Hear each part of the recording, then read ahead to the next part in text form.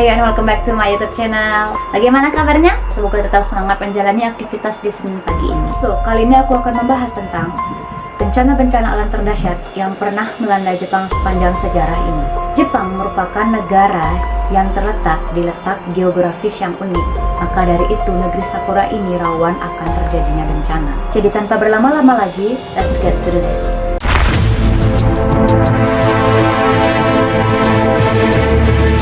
Jadi yang pertama itu ada banjir di Kumamoto, Jepang. Pada tanggal 4 Juli 2020 kemarin, banjir besar dan tanah longsor melanda prefektur Kumamoto, Jepang, yang mengakibatkan sedikitnya 50 orang meninggal dan 13 orang lainnya hilang. Badan Meteorologi Jepang mengeluarkan tingkat darurat tertinggi untuk hujan lebat dan tanah longsor di sebagian barat daya Pulau Kyushu. Jadi, di Jepang itu ada yang namanya Pulau Kyushu, dan di Pulau Kyushu itu ada prefektur Kumamoto, Fukuoka, dan lain-lain. Dari jumlah korban tewas yang sudah disebutkan tadi, korban tewas diprediksi akan bertambah sejak perhitungan awal pada tanggal 4 Juli 2020 kemarin. Lebih dari 40.000 personel dikerahkan, termasuk polisi, pemadam kebakaran, serta tentara untuk mengevakuasi para korban. Namun, sampai saat ini masih ada puluhan korban yang belum dapat ditemukan keberadaannya. Meluapnya Sungai Kuma yang berada di Kumamoto ini membuat jembatan utama hanyut, sehingga akses penyelamatan hanya bisa dilakukan dengan rakit atau helikopter. Dari 50 orang yang dikabarkan meninggal, 14 diantaranya adalah penghuni panti jompo. Mereka tidak bisa melarikan diri ke tempat yang lebih tinggi dikarenakan memakai kursi roda. Di kota yang bernama Yatsushiro, pemerintah setempat mengubah gimnasium olahraga menjadi tempat penampungan sementara. Para keluarga dipisahkan oleh dinding kardus untuk mencegah penyebaran virus COVID-19. Walaupun kasus corona di Jepang relatif sedikit jika dibandingkan dengan negara-negara lain dengan total di bawah 20.000 kasus dan kurang dari 1.000 kematian, akan tetapi social distancing harus tetap dilaksanakan sehingga kapasitas tempat penampungan menjadi berkurang. Menurut laporan media setempat, beberapa orang bahkan lebih memilih tidur di mobil pribadi daripada beresiko terkena COVID-19 di tempat penampungan. Jadi, buat teman-teman yang belum tahu bagaimana kondisi banjir di Kumamoto ini, aku bakalan ngasih cuplikan video yang mungkin gak sempat lihat di berita, atau kalau misalnya menonton di YouTube tapi pakai bahasa Jepang dan gak ngerti, jadi aku bakal ngasih cuplikan videonya. Ayo kita nonton bareng-bareng. 1, 2, 3.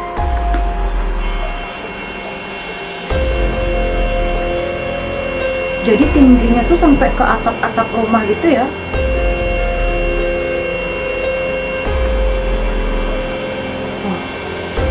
Jadi Sungai Kuma itu meluap dan menyebar ke daratan yang ada di prefektur Kumamoto itu. Wow. Ini gimana caranya mau evakuasi korban? Airnya warna coklat itu ya Tuhan.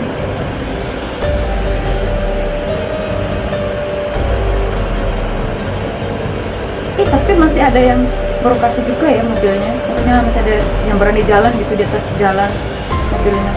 Oh, itu sampai kayak gitu. Kerendam.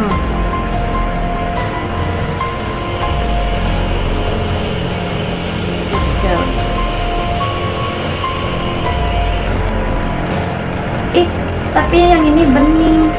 Mungkin karena curah hujannya tinggi banget, jadi sampai menggenang ke jalan-jalan gitu ya. Masih ada yang jalan-jalan juga. Udah banjir kayak gini. Oke, jadi videonya itu aja. Next.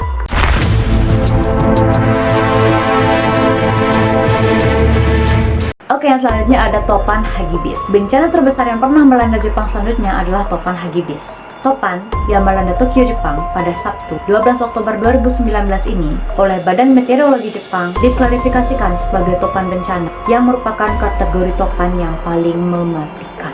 Sebelumnya ada Topan Paksai yang baru saja melanda wilayah tersebut, yang pada saat itu ratusan rumah masih bahu-membahu untuk membangun rumahnya kembali. Namun, Topan Hagibis datang dan meratakan kembali sisanya.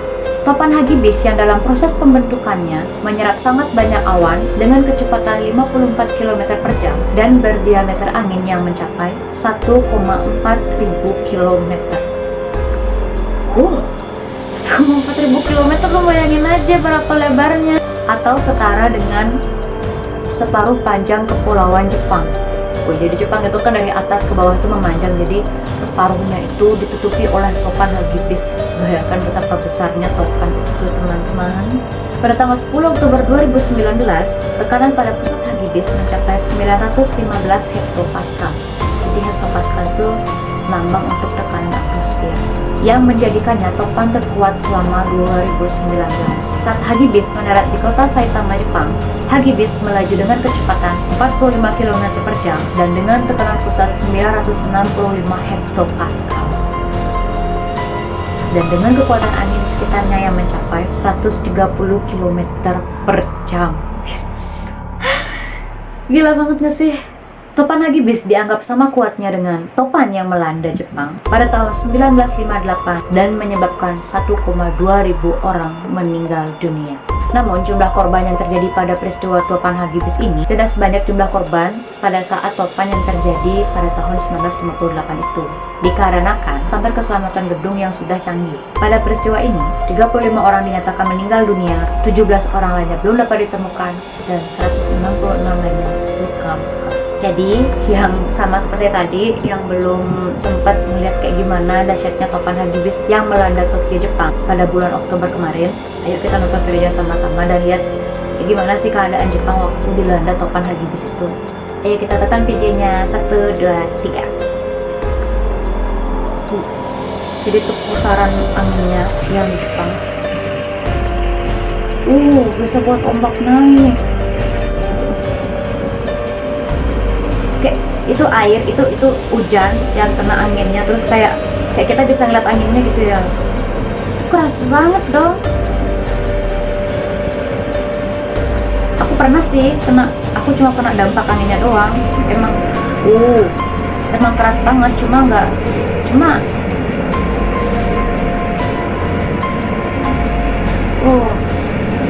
serem banget sih. Nggak ada siapapun sama sekali di luar ya. Itu pela lampunya, lihat ya, sampai goyang-goyang juga. Itu tiang listriknya juga. Wah, itu atap apa sih? Atap parkir ya? Atap rumahnya terbang.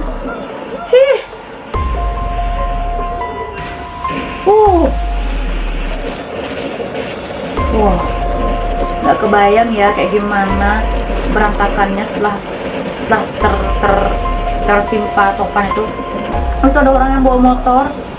Ya Tuhan, itu udah ada topan Hagibis, kenapa maksain banget sih buat keluar? Untung udah nggak jatuh dong. Itu mobilnya kebalik dong. Kuat banget anginnya. Oke guys, jadi videonya itu aja nih. Maaf banget ya, aku kayak shock banget karena emang di tempatku nggak terlalu kena dampaknya gitu, kayak cuma anginnya keras doang, tapi nggak sampai bisa bikin atap terbang sama mobil kebalik ini guys. Oke, next.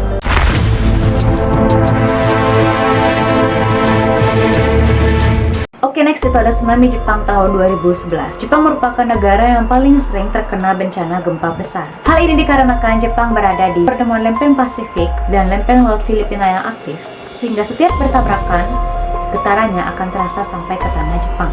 Tsunami yang terjadi di wilayah Tohoku ini dicatat sebagai gempa bumi dan tsunami terdahsyat yang terjadi di Jepang pada tanggal 11 Maret 2011. Kejadian berawal dari gempa bumi dahsyat di lepas pantai timur laut Honshu yang merupakan pulau utama Jepang.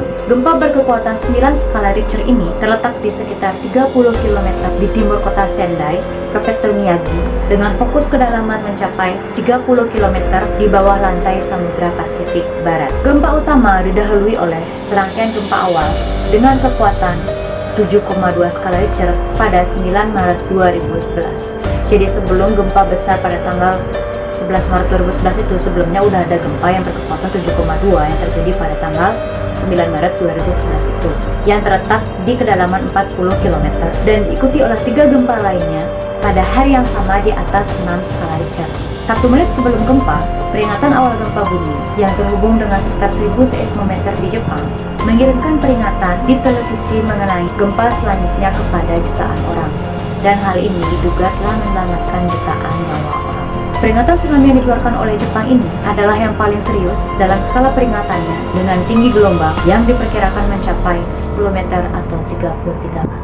Police Agency atau GNPA menyatakan bahwa 15.269 orang dinyatakan tewas dan 8.052 orang lainnya dinyatakan hilang di 6 prefektur yang ada di Jepang pada peristiwa tsunami 2011 ini. Jadi, yang belum tahu kayak gimana, ini aku kasih cuplikan videonya. Ayo kita tonton. 1, 2, 3.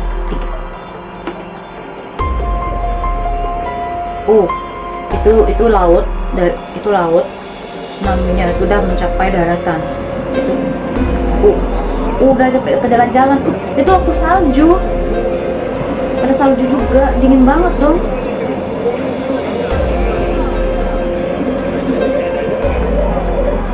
Dan syukurnya di Jepang itu banyak banget bangunan-bangunan tinggi sehingga udah semakin keras.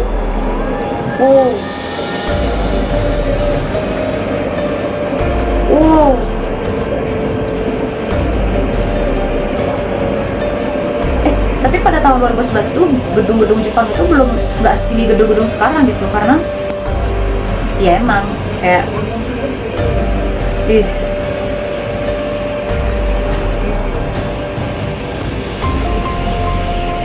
serem banget gak sih? Itu kapalnya dong, itu kapal dong, itu perahu.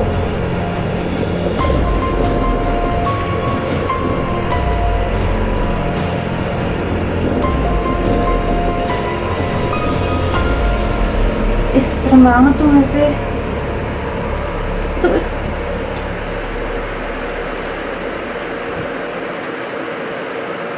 Wow. Tuhan, itu terus jadi videonya itu aja. Oke guys, jadi itu bencana-bencana alam terdahsyat yang pernah melanda Jepang sepanjang sejarah.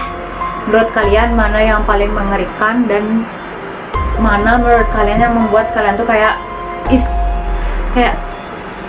aduh takut banget gitu, kayak misalnya kalian berada di posisi mereka gitu? Komen di bawah.